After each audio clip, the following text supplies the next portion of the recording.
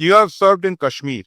Tell our viewers one incident which is life changing, which was life changing for you. I mean, maybe on the front line, maybe some terrorist encounter, something to do with your battalion or something.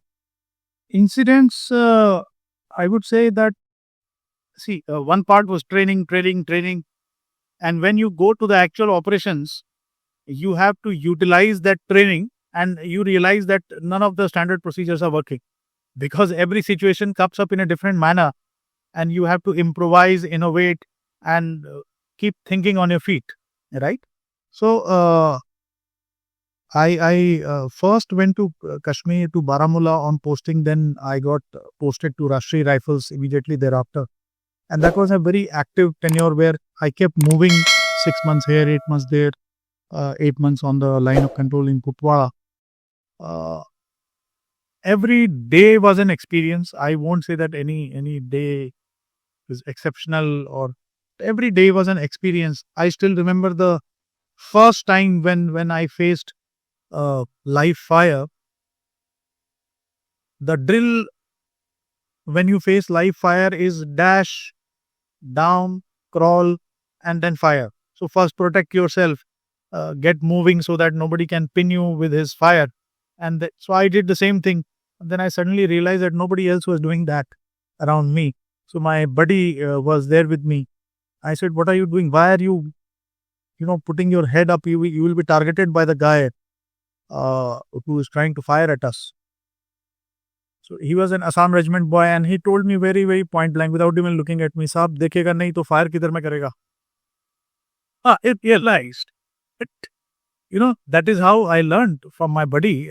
He was probably the same service that I had, but he had been there for longer and he had more experience than I had in counterinsurgency operations. And then I realized, oh, he's absolutely right. We better start looking for the guy who fired at us. And that is how every day was a learning. I went on the line of control, and there the routine was totally different because we would be up at nights and we would be observing all the area around us because it was a counter infiltration task there. We had to make sure that nobody infiltrates. So the body clock changed, and one had to sleep in the daytime and be awake at night. And that is how I spent 6 months like that. It was, sometimes we were snowed in, and we were happy to be snowed in because we realized that if we can't move, nobody else can also move. So where people would complain that, "Oh my God, so much of snow, so much of cold," we were quite happy that, okay, so much of snow, now the militants cannot infiltrate. So we were very happy about it. And interesting incidents, there is no dearth of it. I'll tell you one funny incident what happened. So I used to go walking along the frontage of my company on the fence along the line of control every day. So we were like this. So I was on top of the hill feature, and half my company was this side and half on this slope. So every day, me and my senior JCO would walk down one of the slopes and talk to each and every boy there as to what's going on and how's life, just to keep in touch with what's happening. So last post of mine, people were all looking at something. They were like restless and searching for something. So I asked them, "But what happened? What are you searching for?" Nobody would say anything. They were very hesitant. And I caught the youngest guy. I said, "क्या हो गया है बताओ?" The सब वो हमको कल quartermaster is the one who gives the rations, right? The logistics guy. Okay, that Havildar had given them live chicken, and they had kept it in a cage, and it was missing. So I decided to pull their leg. I said, "तुमने Assam regiment का नाम डुबा दिया आज दिन में भी कोई." They got very taken aback. I said, "तुम अपने आप को इतना बड़ा शिकारी बोलता है, वो कोई लोमड़ी आके तुम्हारा चिकन का शिकार करके ले गया." I just made that face. Oh, पूरा regiment का मार्क करवा दिया. क्या साहब करके, then that I walked away.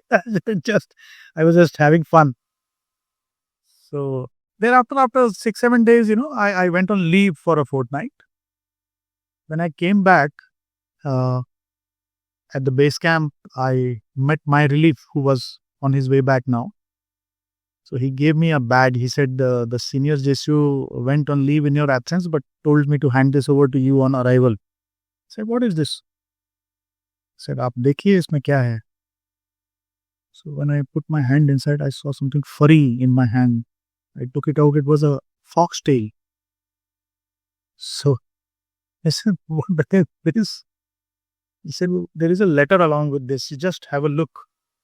There was a thread attached to the end of the tail, and there was a scroll kind of a thing, this big.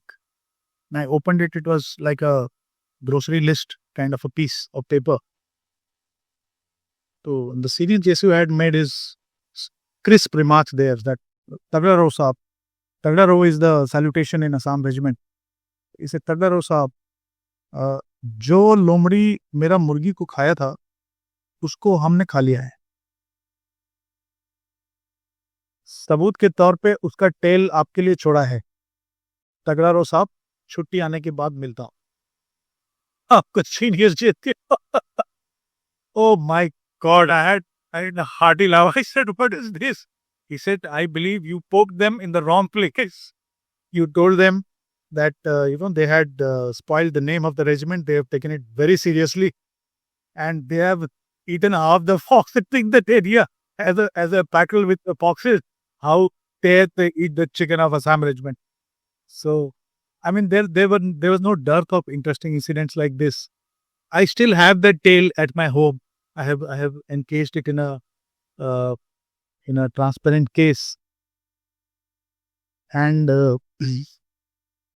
every time I look at it, it reminds me of those good old days, and one can have a hearty laughter at the interesting life that one has led.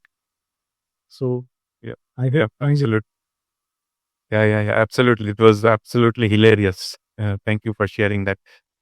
So, sir, any incident, that from the line of control that changed you as a person, how you view life, how you look at your men, how you command them, and your leadership values, any incident that you can share? Yeah, so the place where I was located, it's called Machal. I don't know the situation now, but it was quite I would use the term God forsaken, because it seemed that God had forgotten that place. There were no trees in our location. We were above the tree line at 14,000 feet plus. It was very cold, and one had to walk a full day to reach the nearest roadhead and then go probably wherever he wanted to go on leave or some course or whatever. So I had always been a very liberal company commander as far as leave was concerned. And I had a mix of people from the Northeast and people from other parts of the country, say about a 60-40 ratio. And many people started declining to go on leave. I said, why don't you want to go on leave? Because that place was so desolate that we had no communication with home. There were no mobile phones there. Once in 15 days, somebody could get a chance at speaking home on a leased STD line, which was shared by 6 or 7 posts. So it was heavily subscribed. I remember I had no live communication with my wife for good about 3 months at a stretch sometimes, because I used to just leave a message with my exchange that my wife will call you up and you tell her that everything is fine. And inform me at night on the radio that she had called her. That's all. That was the way we used to communicate. So I asked them as to why don't you want to go on leave? And they said, sir, the effort is too much. Effort is too much. I said, why? I said, साहब, train पकड़ने के लिए 5 दिन लगेगा and वापस आने के लिए पोस्ट तक 5 दिन लगेगा, because one had to de-acclimatize and acclimatize and all that drills. I said, साहब, एक बार जाएंगे और 1.5 महीना 2 महीना काट के आएंगे. हम कहीं नहीं जा रहे हैं. अगर 3-4 महीने के बाद में इधर से डिंडक करना, तो डिंडक करने के बाद सब आपके साथ ही चलेंगे.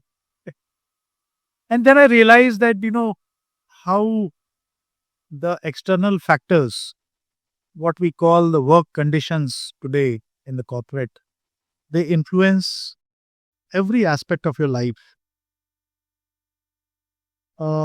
It was a major lesson in, now I can call it human resource management. At that time, I won't use this parlance. But it was a major lesson in HR management. And one more thing I would like to share with you is, there is no human resource vertical in the armed forces. There is a training branch, there is a recruitment branch, there is a branch that handles postings, and there is another branch that handles compensations and benefits, salaries. There is no single human resource branch. And what we always understood was that every commander at every level, whether he was commanding 10 people or 10,000 people, he had human resource management inherent in his profile, in his job role. Everyone was a human resource manager. And in fact, I would have felt guilty to use this term human resource in those days, because when it came to humans, we never looked at them as a resource. They were humans.